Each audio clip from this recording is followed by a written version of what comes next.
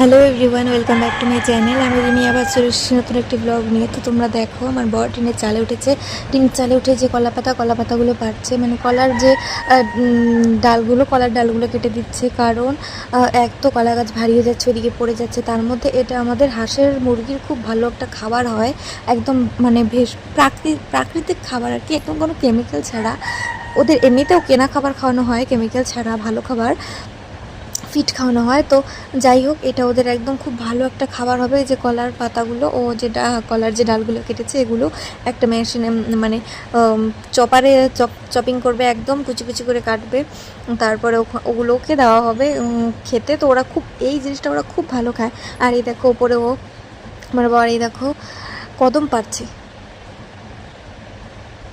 কদম বলতে কদমের ডাল, মানে ডাল শুদ্ধ কদম পাতাটা তো অনেক কিছু আছে।